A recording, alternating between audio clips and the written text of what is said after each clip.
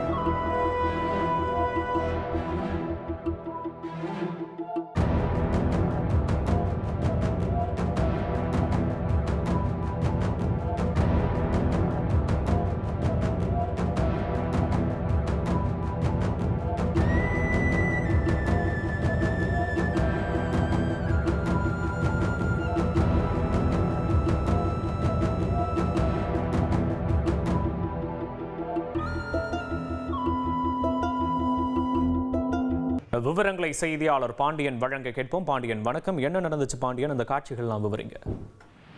வணக்கம். தேனி மாவட்டம் முழுவதும் முத்துராமலிங்க தேவர் ஜெயந்தி விழா விமர்சையாக கொண்டாடப்பட்டு வருகிறது.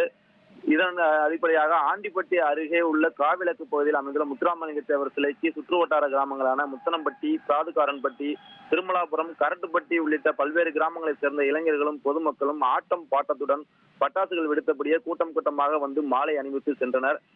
சுற்றுவட்டார பகுதியை சேர்ந்த இளைஞர்கள் பைக்குகளில் கூச்சலிட்டபடி அட்ராசிட்டி செய்து வந்தனர். அதிகமான கூட்டம் கூடியதால் அங்கு காவலில் இருந்த போலீசார் அவர்களை கட்டுப்படுத்த முயன்ற போது அங்கு கூடியிருந்த மக்களுக்கும் போலீசாருக்கும் இடையே வாக்குவாதம் ஏற்பட்டு தள்ளுமுள்ளு ஏற்பட்டது.